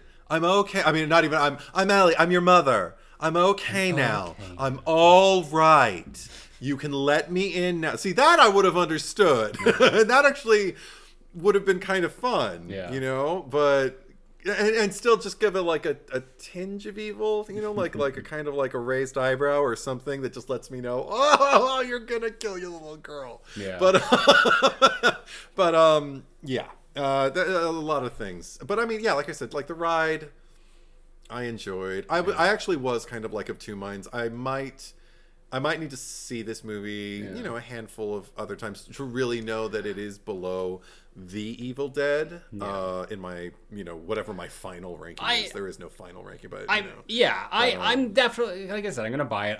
I want to watch this again. I just don't want to watch it again until it comes out. Yeah, I need a little break from it. So take that how you will. What else I want to say about it? I don't know. Did you have any other thoughts that you wanted to share before we kind of move on?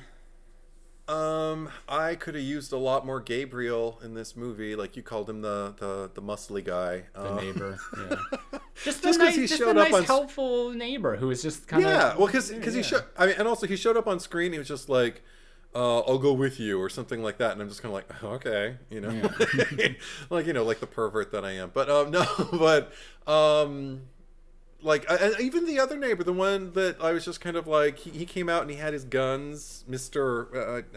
I saw his name a second ago and I don't remember anybody's name in this movie, but Mr. Mark Mitchinson is the actor who plays him, but I have to scroll. Mr. Fonda is the guy who with the missing cat. Oh, and the fact that he was a cat owner, like looking for his cat in the ducks, that just you know, stole my heart a little bit. But I was never so happy to see a man who so predictably had a firearm, you know, like in his possession. It was welcome because we're in a horror movie and you're going to need that. I think it's funny. I wish they all could have bound together a little bit more because we haven't seen a lot of that either. We also kind of talked about like all the shit that was going on in the building, but like the whole thing that kind of precipitated the floor opening up and, you know, the bank vaults being exposed and all that was this earthquake. And like that was another thing that was just sort of like tossed aside, and why like nothing else in this, there was no emergency services or anything in the building. It was just it was just a very poorly thought out script. But see, this is one thing that is probably emblematic of the saga, because I felt like Danny's motives to do everything that he did to try and like go into the hole, you know, to you know, unearth the Necronomicon and then to read the Necronomicon, play the records and all of that. Every step that Danny took, I was like, why? But I am always like that. Yeah. Anytime anyone in any of these movies handles that fucking book and anything affiliated with it, Yeah. So while it was driving me nuts, I'm sure there were people who were just kind of like, here we go, Well, I mean, there's that. Danny did kind of carry on the tradition of just like, blonde people do not fare well in these Evil Dead movies. If you see a blonde person in an Evil Dead movie, immediately it's just like, you're gonna die. You're gonna die. Yeah. Unfortunately, the Evil Dead franchise is not kind to blondes. No, it's a very brunette heavy franchise. Yeah, and or salt and pepper, but and it's not kind to dyed red hair either. So. No, not at all. Yeah, now we know. Now we know. Yeah. So okay, yeah. I mean, I feel like we've exhausted everything, and you know what? I've had fun talking about these criticisms with you as well. Yeah. I think that's what's important. I have one point of praise actually. Okay. I was nervous in the elevator when the cables started binding around Ellie's limbs. I was just kind of like, don't do it. Please don't do it. And they didn't. They led up to it. We all know that something's going to happen, and we didn't have to watch it. And I was like, cool. Oh, you mean like an assault of electrical wires in the nether regions. Exactly. Yeah. An invasive sequence, which... I mean, it's another guidepost, like it's one of those things. It's like a freeway sign that you're looking for, like, where's my airport terminal? There it is. And it's just part of the legacy, for better or worse. Yeah. And the fact that they didn't ignore that, but they also, didn't subject us to something that was exploitative and, difficult to watch. It was difficult enough. We got it. Well, I was happy about that. And I did just want to add that I was going to finish that off in is that after all of that, just kind of talking to the point, I actually am excited now that we've talked about it. I am excited to see it again. I'm not gonna go see it in the theater. I'm gonna wait until it's available on physical media. But I am excited to see it again. So hopefully, for anyone who was a stan of Evil Dead Rise, hopefully that my turnaround, at least in that respect, will shine some light shine some light on the darkness that has been this episode of the Cherry Picker for you. But having said that, Eddie, are you ready to pick some cherries? I am. Let's get to the Cherry Picker. It's not like we kill people on purpose. We need to choose a cherry on top for this episode, and I mean it's I know, right? It's one of two though, because I mean it's either going to be Deadite Ellie or it's going to be Ellie, and I mean I would probably go for Deadite Ellie because I like that the physical performance of the role impact was impeccable. But I just a caveat that I mean, had Ellie been the final girl in this situation, she probably would have been the cherry. She deserved to be the Ash and go both ways. Yeah. I wanted to ask you too, because that is an interesting thing, because we talked about how this is a very straight man's franchise, and there's not a lot of like feminist energy to the movies. I think like the most that was in Evil Dead 2013 with Mia. And I want to just quickly just ask you, like, what are your thoughts on that? Because you do bring up a good point, is that, like, there's this allowance that's made for Ash where he can become, possessed and then kind of, like, go back and forth. But when it happens to a character like Ellie, it's just like, that's it for them. And instead we have a character like Beth who, for all intents and purposes, like, she's the literal definition of the, in Scream 5, what do they call it? The Mary Sue. Yeah, she's a Mary Sue. That's essentially what she is, if I'm not mistaken.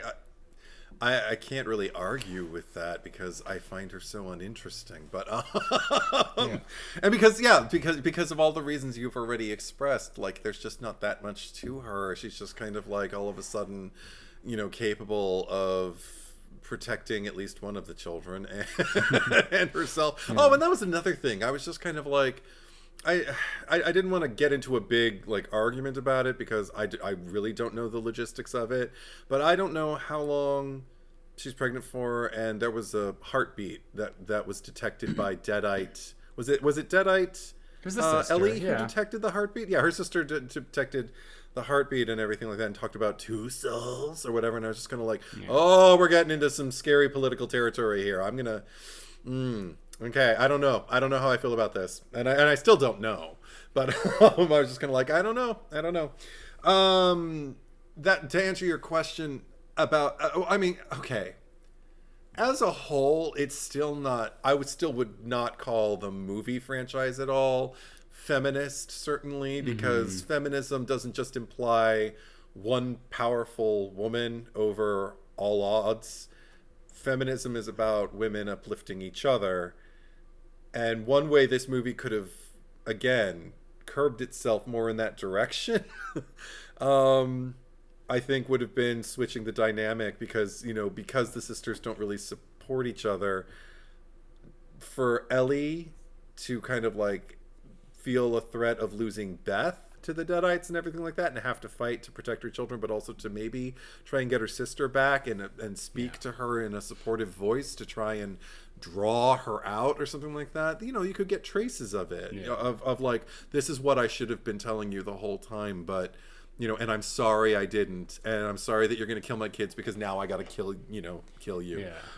Yeah, because I don't get any of that like feminism from this movie that I do from Evil Dead 2013 at all. So and barely even from 2013 also. I mean, because they're the only girl who's really kind of got Mia's back is her estranged brother's girlfriend who and only indirectly, like they never really kind of like like lock arms and like, yeah, let's take them down, kind of thing. They you barely mean the interact girlfriend with who each other. did she not get the cherry pick? No, the one who didn't get the cherry pick, but or did you win that one? I don't even remember. I don't either, honestly. I couldn't tell if you were being sarcastic or sincere, so I was just like, I don't know. But we'll have to go back and check. Anyway, we don't hold on to this. We don't hold on to this, kids. Yeah, anyway, it definitely has that feeling of just like kind of I don't mean to start anything by saying this, but just like men writing women characters. I think like this is what a strong woman looks like. It's basically an uninteresting woman, but still, great job with Ellie, because she's our cherry on top. Yeah. So anyway, we kind of went on a tangent there, so let's get it back to the cherry picker. So last week, Wes Craven's Red Eye. I nominated. I put her name as Hotel Karen. Her actual name was Mary Ann Taylor, but that was too long to fit into the YouTube thing, and nobody knows who Mary Ann Taylor is. No. She's Hotel Karen. That's who she is. And you chose Jackson. You didn't get any comments with like people pushing their glasses up going, well, actually, the character's name proper is Mary Ann Taylor. Well, I mean, we'll see in a second. But okay. That was my nomination. So versus your nomination, which was Jackson Ripner, who was played by Reptilian Murphy. as we're now coining him. We can't be the first people to think of that, but you're the first one I ever heard say it. So I think that he's very attractive. I you can have him. He's all yours. I don't need him. I don't want him. I just find your like factor to be like. No, it's not even an but I mean it's just like a quality, because this is the thing. I actually see a resemblance between him and somebody who I'm very attracted to, which is Tom Welling. Superman from Smallville. Oh, I can see that. Yeah, Clark Kent. There's a slight, but the thing is, Tom Welling is kind of like a grown-up cherub to me. He's almost kind of like an angel, fully formed. Whereas Cillian Murphy is like what's left. If a snake, no, it was like if a snake became a man. So actually, the two of them, like if Tom Welling were to play God in something and Cillian Murphy were to play like the devil, that would be very interesting because it's almost like two sides of the same coin. Like they're not twins, but there's a resemblance. I feel like that would be, or go the other way and cast the reptilian creepy guy as God and cast the aesthetically pleasant, cherubic, beautiful. I'm just gonna go on using it's really, really favorable Did you ever adjectives for Tom Welling. I'm sure we talked about it. Did you ever see the movie Beyond the Valley of the Dolls? Yeah. The villain in that movie, Z-Man, reminds me so much of Cillian Murphy. Like he just looks like him that I always thought like if they ever remade that movie, or if they were to, it's just like they should have the black sperm of my vengeance. Yeah, such a good movie. Maybe I mean it's not, but it's a it's a great fuck. It's like one of the best one of the best bad movies. But yeah, anyway, yeah. So that was your nomination, Jackson Rittner. Yes. Here we keep losing track of what's going on. People are like, get to the fucking vote, Zack. Across Patreon, Instagram, and YouTube, this is the closest it's ever been to the point where I just had to go back and double check because this is a photo finish almost, but 483 for Hotel Karen versus 476 for Jackson Rittner. Oh wow! Yeah. I can't wait to hear the comments. And that is across 3 different platforms. So you actually had the majority on YouTube because it was 52%. As of right now, it's 52% for Jackson Rittner versus 48%. But Instagram and Patreon were more leaning towards Hotel Karen. Wow. So let us read the comments here. I can't wait. Yeah. So, Brandon, the Ripper is the right choice, but after my stint as a manager at Target for 2 years, I will always accept being in the wrong if it means ending a Karen. So I'm gonna have to go with Hotel Karen. Okay. Victoria X Renee. As someone who has worked in the service okay. That's why, because we got a lot of you service struck industry, a chord with the people. Yes. As someone who has worked in the service industry, definitely Hotel Karen. The entitlement and smugness was nauseating. Official channel of the flannel shirt bloke. Any Karen should be cherried picked. LOL. Oh my god! Amethyst this Frost. Is hilarious. I saw the nominations before I watched the movie for the first time, and I fully expected to pick Jack because he's creepy, the heavy of the movie, and such a pitiful threat that he's the only killer I've ever seen in any movie who trips over a chair that his would-be victim threw into his path in order to slow him down. But no, I'm voting for Karen. I would have let Hotel Karen slide if she were just in that one scene at the beginning and then disappeared from the movie. But the fact that Lisa went through that entire experience with Jack and the torpedo blowing up the hotel, and then Hotel Karen had the nerve to show up at the end for one last scare like a true ghost face, as Zack would say, fuck that bitch. Elliot. This is crazy. It is. Elliot from Orlando. I'm sorry, Eddie, but having worked in the service industry, I have a special hatred of the Hotel Karen. They're ubiquitous and growing in ranks. I am sort of surprised no one nominated the angry doctor who yelled at the gate attendant at the beginning, though. I don't... Oh, okay. I remember him, but... I totally remember him, but we're talking about a guy who headbutts a woman and knows that she was violated and then takes pleasure in violating her. I mean, not the same way, but in aggressing her. And anyway, whatever. Okay, people. It's your vote. It's your conscience. It's your heart. Rashim, Hotel Karen gets my vote for being snobbish and annoying. P.S. I can't believe I was late hearing about this movie. It was so good. It is a really good movie. If you're just joining us for Evil Dead Rise, go back and first watch Wes Craven's Red Eye if you have not seen it, and then listen to that episode. Blue Box 87, Hotel Karen, the true evil in this world. Sean P. Oh, here we go. First off, Zack, why did you tell me to see Burlesque?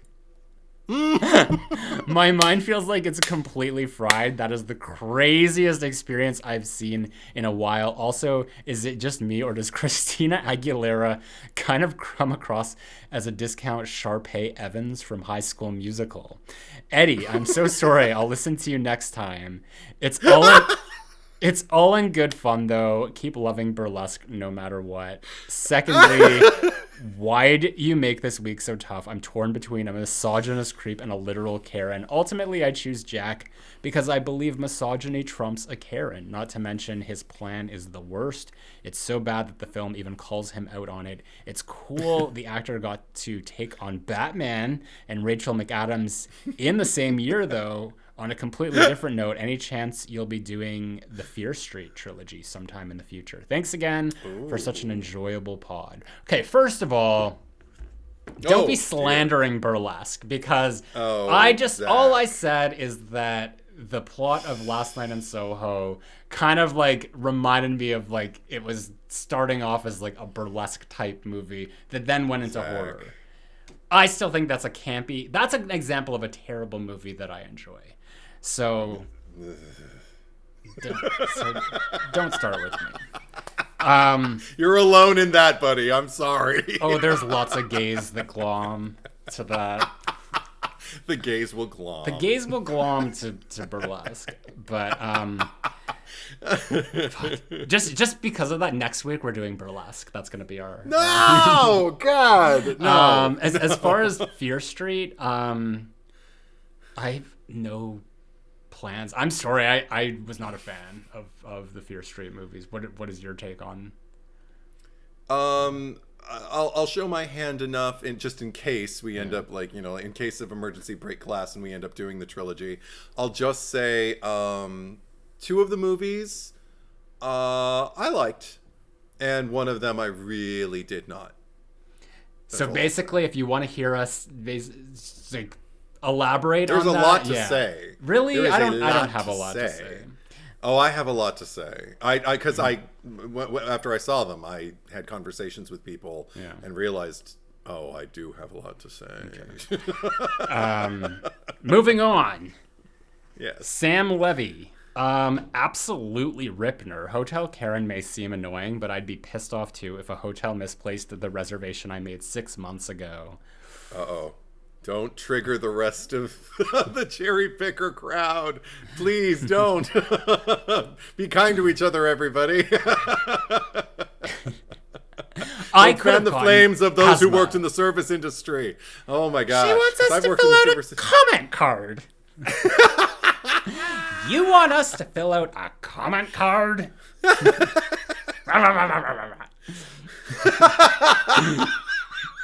Chris Black. I've worked in the service industry for years, so it's purely cathartic when I say Hotel Karen, but Hotel Karen, a terrorist with a hole in his throat chasing me with a knife, has more empathy than an average Karen in my books. Wow. That's hilarious. Sucked. Even though Ripner and Hotel Karen both have disheartening haircuts. Hotel Karen is a type of demon most people run into more than homicidal maniac assassins. Hotel Karen for sure. Oh my god. Hamish, the Hotel Karen was awful, but I'd probably have to choose Ripner because of the film. P.S. I really loved this film, and I'm so annoyed I watched the trailer. I am never watching a trailer again. Yes, the romantic comedy trailer of Red Eye. Oscar. I don't remember Hotel Karen, but what the hell? Let's kill her. But not really. Ripner is an evil bastard, but he's a great character villain. Julian Black. Is this the closest poll we've had? And yes. Yeah. It was, yeah. Crazy. Nail biter. Yeah. Jagger 167. Hotel Karen because she is a Karen. Michael Howell. Hotel Karen needs to win. She needs to win. and I'm assuming when he says win that means lose. Die. Get the most vote. It's Survivor. Where she's getting voted off. Oh, here we go. Silent Saturn. Marianne Taylor. Yes, let's name and shame, but only for her second scene. She was in the right to go full Karen on Cynthia initially for her dripping with incompetence, messing up their booking, crumbling under the pressure of fixing it, and then calling her colleague who is on grievance leave to sort out her mess. Who does that? No patience for her coworkers like that. Had too many over the years. However, making it all about you when half the hotel gets blown away and people's lives are in danger is a bit odd. I also enjoyed Jackson far too much to vote for him. Oh, enjoyed? Oh, get over it. You're on an island here with 50% of the vote. It's a big island. Invisible Woman says, am I wrong for choosing Hotel Karen? I guess asks, am I wrong for choosing Hotel Karen? And no, you are completely right. There's no right or wrong. Well, there is, and it's me. But stop. And finally, Grant Dempsey says Hotel Karen because as slimy as the character of Jackson Ripner is, Cillian Murphy is still just too charming. But I was really hoping Keith would be an option. What kind of press conference was that? Ugh, it's a little hard for me to be on board with the suspense and all when the assassination target is the character I'd most like to see die anyway. Oh my god. I don't even remember anything about Keith to really make that call. But Evil Dead Rise. Who shall I pick? Yeah. I'm going to pick Jessica, who is the unfortunate character who takes up the prologue and the epilogue of the movie, who is a complete non sequitur of the events of this story that we're here to see. She's clearly a terrible friend, as she's on her little FaceTime thing telling the other friend, who clearly does not want to go on this trip, and allegedly none of her other friends want to go either. So she's one of those people who's repelled everyone away from wanting to celebrate her birthday with her in the countryside. So she's a shitty friend. She's dragging the other girl out there. She has poor taste in flavors of the week, as you say, and also as a tenant of a building in a natural emergency where there's been an earthquake and there's gunfire and the stairs and the elevator are out of service. And all this shit that you didn't think to check on anyone or call any sort of emergency service, or even if you couldn't, what was going on that you just frivolously decided that you were still gonna go on your little trip the next day. I don't know. Death to Jessica. What say you?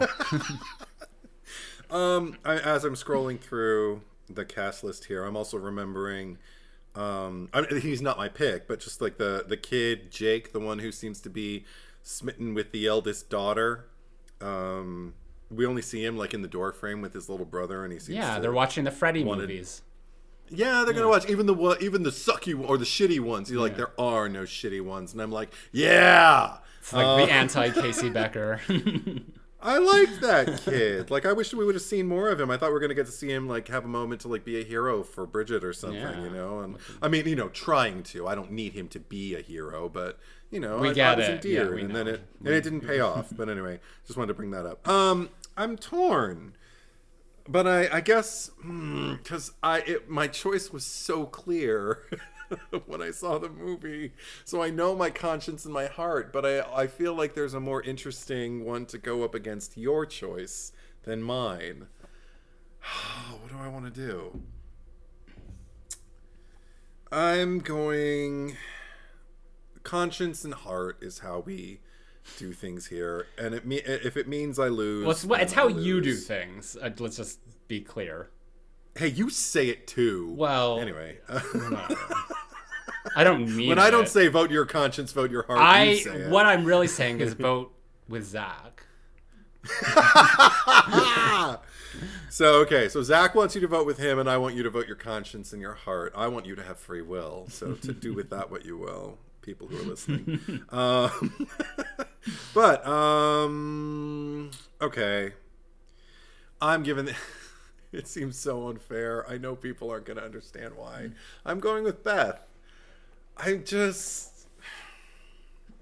When you are battling Deadites, and I'm not rooting for you, I'm just kind of sitting there placidly,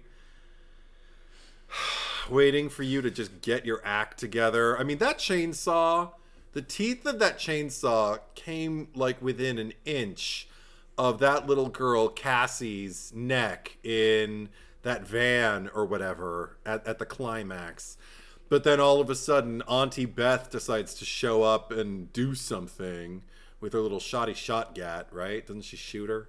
And the Deadite conglomerate family. And I just and all the other people on the floor too, isn't it? And I think it was just the three of them. Oh, was it just the three of them? Just the family unit. I don't remember. There's so much I don't remember. It's not important. about this It movie. was a terrible effect. I saw it 2 mornings ago. What's wrong with me? Anyway, no, I'm gonna go with Beth. I'm just like boring final girls. Over it. Done. Get rid of her. Yeah. She shouldn't be a final Mary girl. Sue. Yeah. Yeah. We'll see if people's passionate hatred for Mary Sue's even comes close to their hatred for Karen's now. I doubt it. I really doubt it. Well, this has been a very colorful conversation.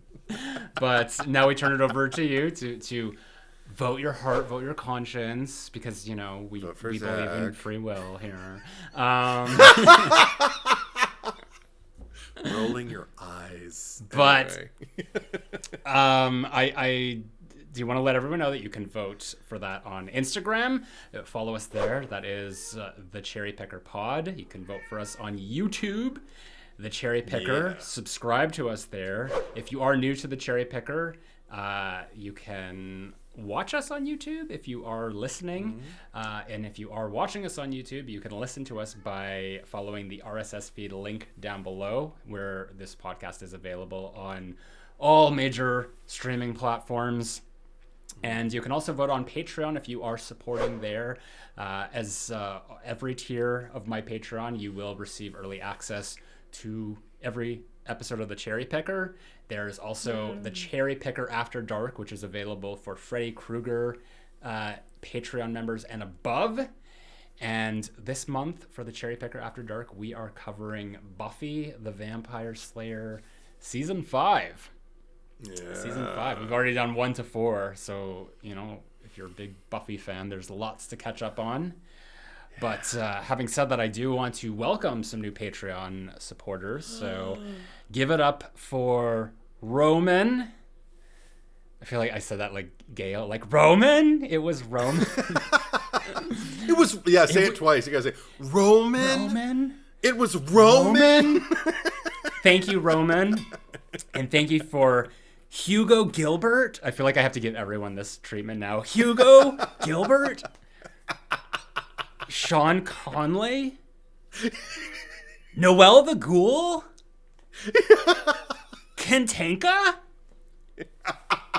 Jazza. Thank you. There's like a revolving door of ghost They face just get higher, reveals. like, they just keep showing up and shocking you one after the other. Anyway, thank you to all the new Patreon supporters. So again, Roman, Hugo, Gilbert, Sean Conley, Noel the Ghoul, Kantinka, and Jessa. And also thank you to Andre Felix. We've already mentioned him before, but he is our wonderful editor who puts all this together. And also, last little administrative things. Where can they find you, Edward, on social media? You can find me at Edward is Truth on anything that I'm on, like YouTube, Letterboxd, Instagram. How about you, Zach Cherry? Stuff. You can find me on Instagram at RetroBitchface. You can find me on Letterboxd, Zack Cherry, ZackCherry. My main YouTube channel, Zack Cherry. Patreon, as mentioned before, Zack Cherry. Twitter, ZackCherry8. Just whatever. You could probably even spell it with a ZACH, and I think I come up to. But don't do that. It's what people Zach like. Cherry. People like say like write my name like that anyway. So it's all fine. It's all dandy. What have we got going on next week? Is it the one with the girls and they're in class in the school, high school, and they're kind of mean, and they're kind of mean. Yeah. But there's no candy, and then they don't all have the same name, but they're witches, and it's called The Craft. Thank you. Yes. Next week is The Craft. So, thank you. Most anticlimactic delivery well, I could muster. That's usually how it's your MO. So thank you for watching. Thank you for listening.